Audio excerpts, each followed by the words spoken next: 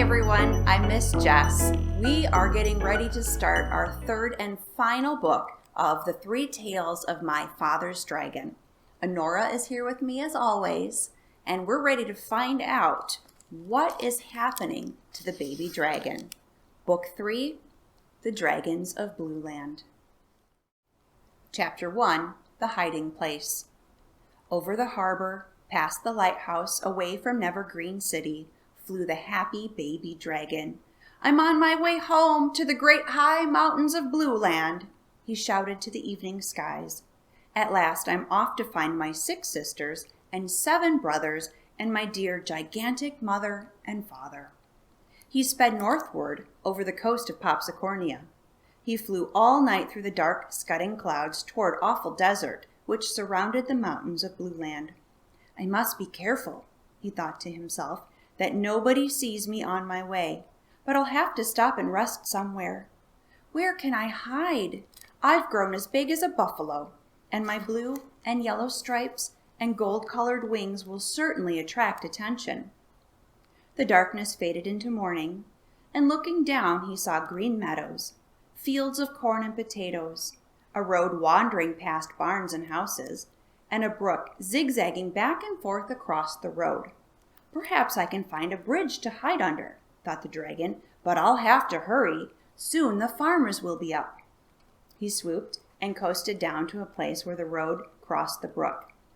Gently he landed and pattered down the bank to hide underneath the bridge. But there wasn't any bridge.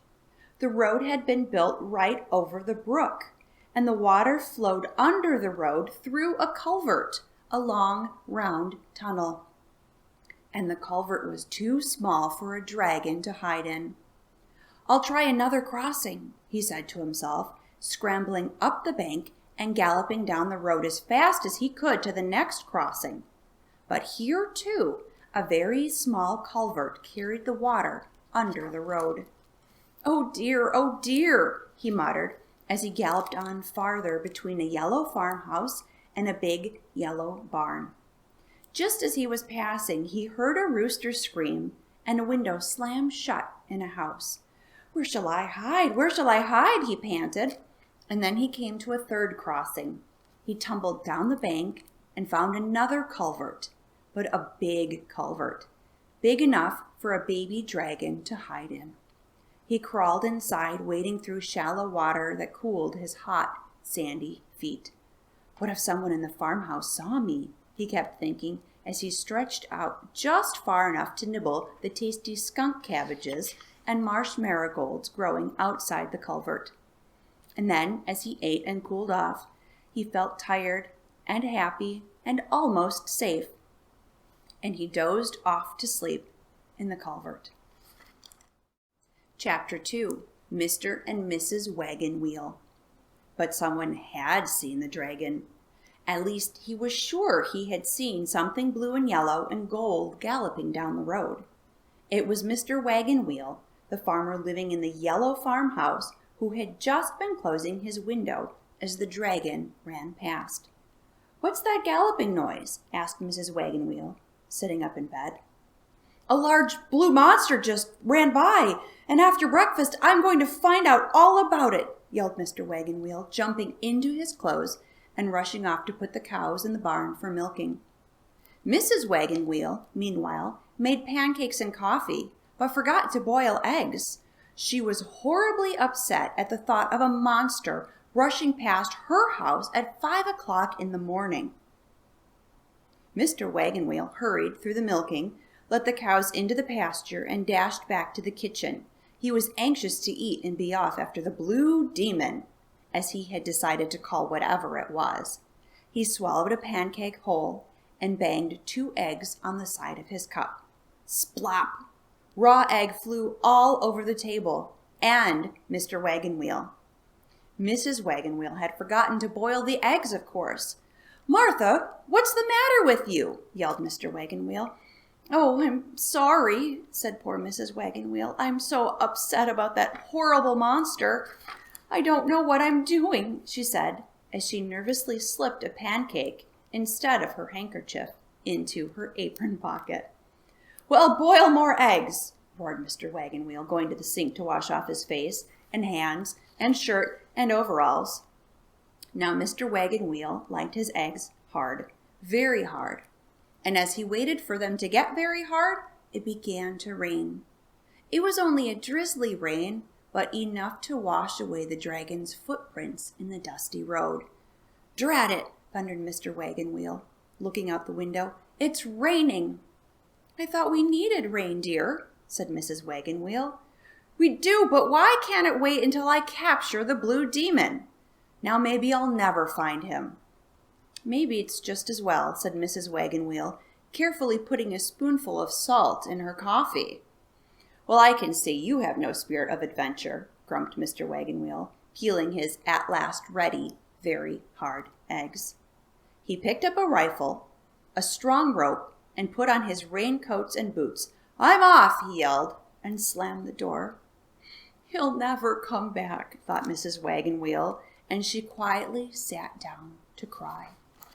Mr. Wagon Wheel ran down the road, pouncing on bushes, peering behind trees, and examining roadside ditches, yelling all the while, "Coming, ready or not!"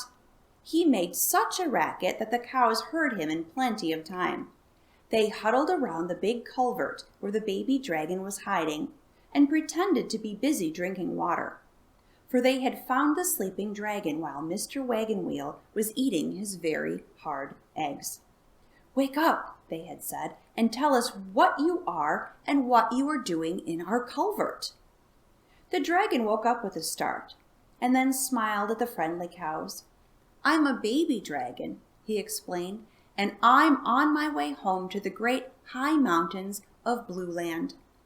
"But what are you doing in our culvert?" asked a cow. "I'm hiding. You see, most people think that there are no dragons left, and if I should be captured, I'd surely end up in a zoo or a circus and never get home again." "Shh," said another cow. "I think I hear Mr. Wagon Wheel now.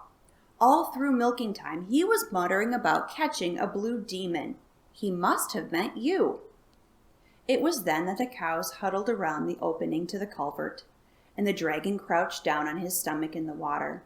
"The culvert!" yelled Mr. Wagon Wheel, brandishing his rifle. "An excellent hiding place for the blue demon." And he started down the bank on the other side of the road.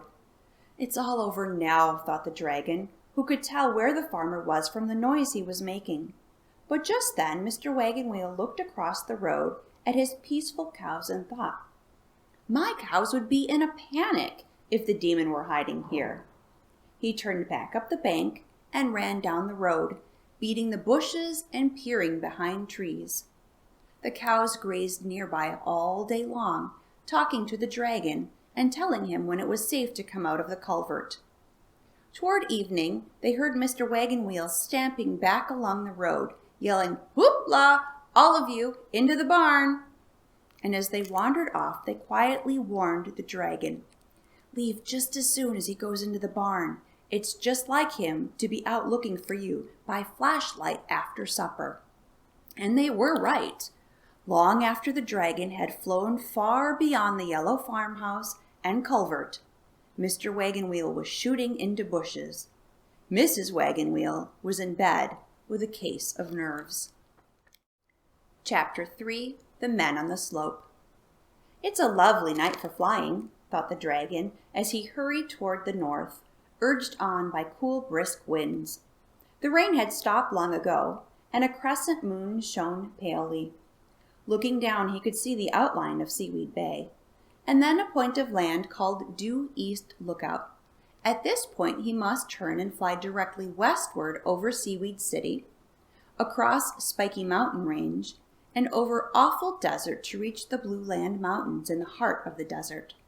Many people had tried to cross the desert and climb these mountains, but there was no water, and treacherous sandstorms raged all year round, making travel almost impossible. So far, no man had succeeded. "It won't be long now," sang the baby dragon as he passed over Seaweed City, over the coastal Spiky Mountain Range, and then started over Awful Desert beyond. What a lovely night, he thought again. And then all of a sudden he realized how clear it was over the desert. Where are the sandstorms? Yes, where are the sandstorms? A sick feeling came over him. In weather like this, a man might be able to cross the desert into Blueland, might see one of the dragon family and learn the dragon secret, that dragons still live in Blueland. Faster and faster he flew, and way up ahead he saw a tiny light where the mountains rose straight up out of the desert. Men, thought the dragon, if only I'm in time to warn my family. Onward he sped until he could see that the light was the blaze of a campfire on the rocky mountain slope. He counted 4 or 5 men sitting around the campfire. I'd better find out what they're planning to do so I'll know how to save my family, thought the dragon, circling down and landing below the men. He carefully picked his way through the huge rocks on the slope and hid close enough to hear what the men were saying. If Frank and Albert and the rest don't find water soon, we're sunk. We'll have to get back pretty quick. And what if the weather changes?